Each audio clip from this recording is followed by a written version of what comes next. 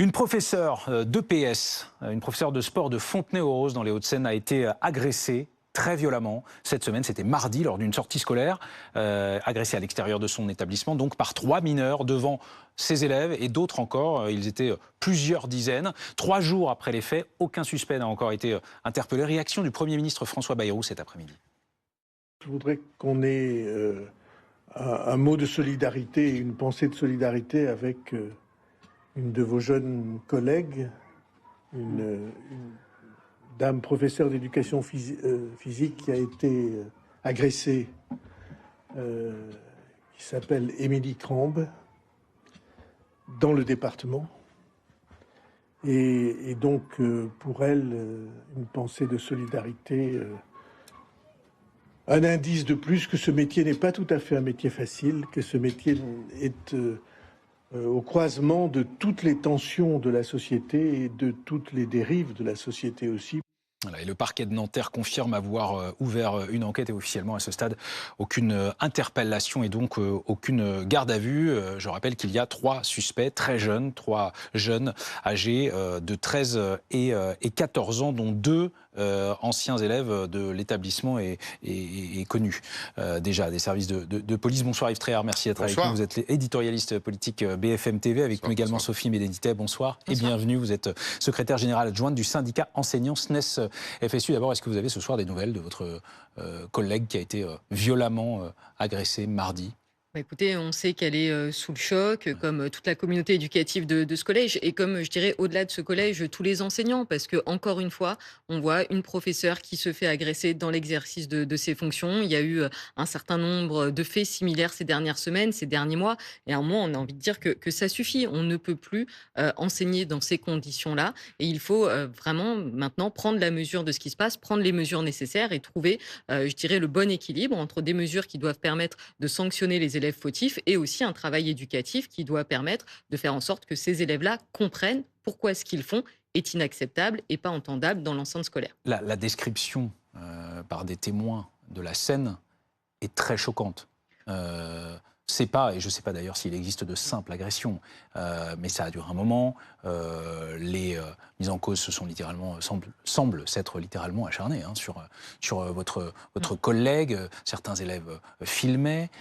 Cette agression s'est faite devant plusieurs dizaines d'élèves. C'était pendant une sortie scolaire, et puis il y avait plusieurs classes. Mercredi, la journée de cours a été banalisée. Une cellule psychologique a été mise en place pour les enseignants, les élèves qui le souhaitent. Vous dites qu'il faut prendre la mesure de ce qui s'est passé, mais comment ? Parce qu'en fait, la violence des jeunes et chez les jeunes semble être chez certains et par endroits sans limite. C'est votre sentiment ou pas ? En tout cas, il faut bien analyser ce qui se passe dans chacun des événements qui a eu lieu ces dernières semaines. Là, dans celui-là en particulier, c'était une professeure d'EPS sur le chemin pour aller vers des infrastructures sportives qui sont en dehors de l'établissement scolaire. C'est un sujet que nous avons déjà pointé depuis plusieurs mois, plusieurs années, de dire qu'il y a un sujet de sécurisation pour aller vers notamment les enceintes sportives.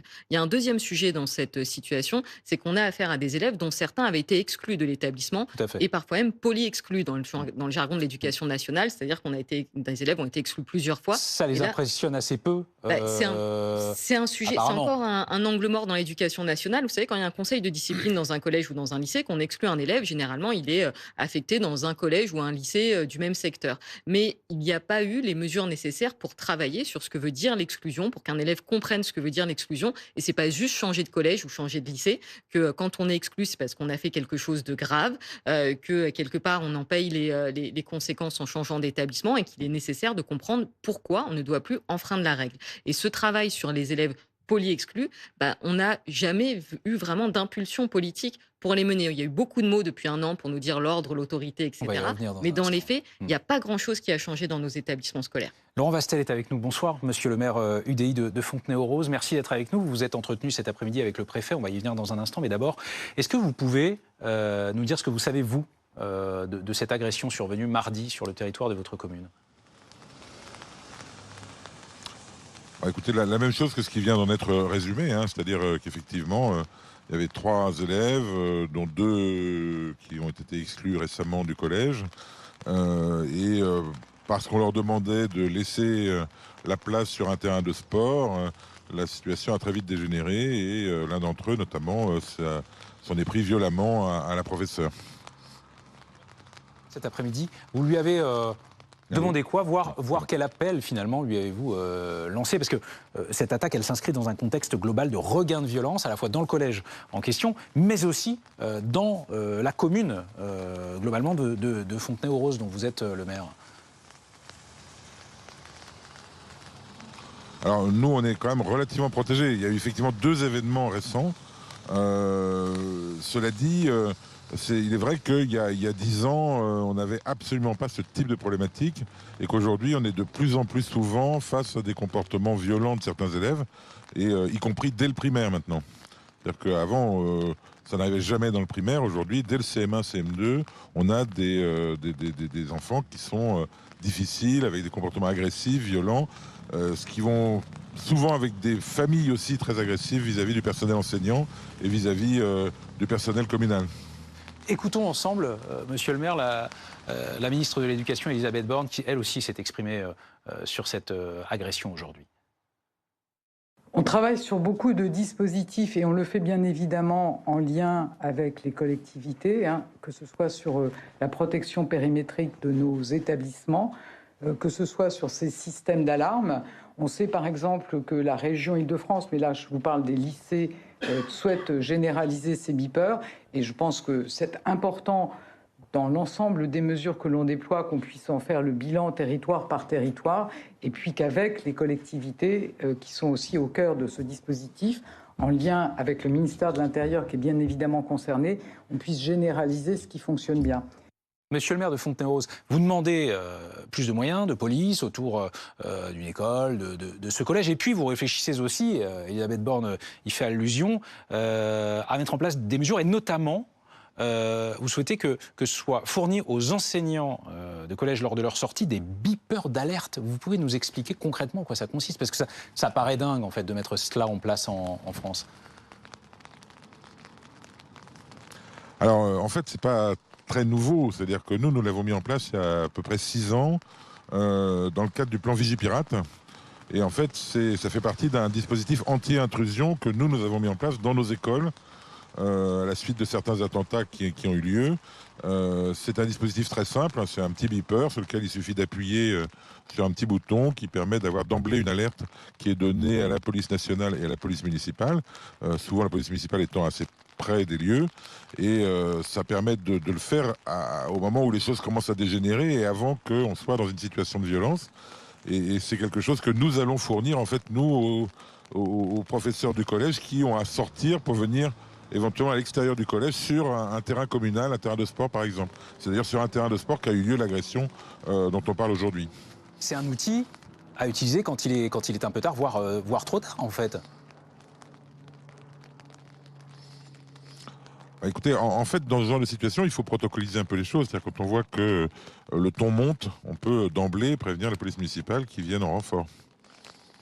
Sophie Vénétité, comment vous réagissez à cette éventualité? Parce que on parle d'arsenal du côté des établissements, du côté des communes, de l'État aussi, on va y venir, mais qu'est-ce qu'il faut faire pour endiguer ce fléau de la violence des jeunes? Écoutez, moi j'entends la bonne volonté du maire qui cherche des solutions peut-être pour équiper les enseignants, mais on voit bien que ce type de solution n'en est pas vraiment une. Enfin, je veux dire, avoir un beeper pour appuyer quand on sent que la situation dégénère, c'est prendre le risque. Enfin, les secours pourraient arriver trop tard et c'est finalement un pansement sur une fracture béante. Donc on a besoin de bien d'autres choses. On voit bien qu'on a besoin de pouvoir traiter la violence en amont. On a besoin de pouvoir la repérer, de pouvoir la traiter et de pouvoir faire de la prévention. Et de ce point de vue-là, ce qui nous manque, c'est notamment un travail avec les différents services de l'État. L'éducation nationale ne pourra pas tout faire toute seule. Et aujourd'hui, le travail, par exemple, avec la justice, avec la PJJ, avec la santé, tout ça, c'est un travail qui nous manque pour pouvoir à un moment se dire, bon, ben là, il y a par exemple des élèves qui ont tel comportement, comment est-ce qu'on pourra le traiter, comment est-ce qu'on pourra parler avec des familles. Ça, on ne pourra pas le faire tout seul et il faut qu'on puisse le faire. Et par ailleurs, il nous faut aussi plus d'adultes dans les établissements pour rappeler la règle et pour là aussi pouvoir faire de la prévention. Derrière vous, Laurent Vastel fait la moue. Pourquoi?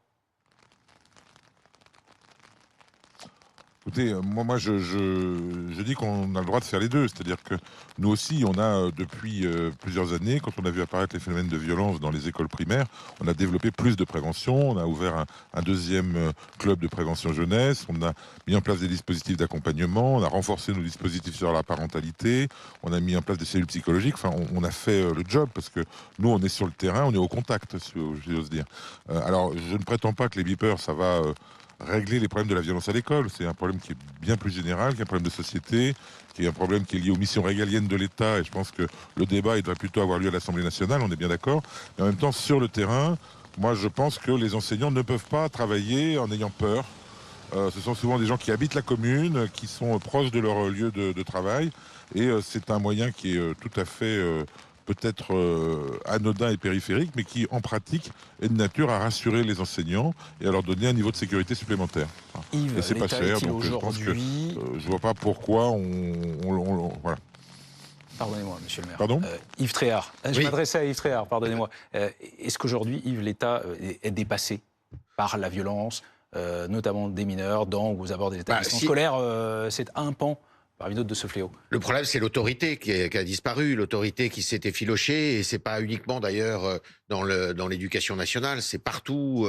On voit bien que le respect des forces de l'ordre, c'est aussi beaucoup entamé. Il y a un problème d'autorité dans la société qui fait partie c'est un des fléaux, je dirais, parce que la criminalité et la violence augmentent. Et d'ailleurs, si on regarde les statistiques, on s'aperçoit de deux choses qui sont quand même très inquiétantes pour ce qui est des établissements scolaires, si vous le savez sans doute. C'est que cette violence s'exerce de plus en plus jeune, c'est-à-dire que même maintenant on parle de violence, mais de violence physique, dès l'école primaire, ce qui est quand même absolument incroyable. Quand en école primaire, généralement, on a moins de 10 ans, et vous avez des élèves qui tiennent tête, et qui tiennent tête parfois physiquement à leurs enseignants. Ça, c'est la première des choses. Et puis, c'est l'introduction, et ça, c'est une américanisation, l'introduction d'armes, notamment d'armes blanches, dans les écoles, et on le voit dans les collèges et les lycées, parfois en école primaire, on l'a vu récemment, et ça, c'est un véritable fléau. Alors, on peut chercher, comme vous le faites, les élus, les enseignants, des moyens pour empêcher cela. Mais la racine du mal, c'est dans cette violence qui s'exprime. Et cette violence qui s'exprime, elle s'exprime pourquoi? Parce qu'il y a un délitement de l'autorité publique, effectivement, de l'autorité de l'État, de l'autorité des enseignants et de l'autorité des parents également. Parce que les parents ont un rôle à jouer là-dedans. C'est pas anodin. Merci à tous les trois.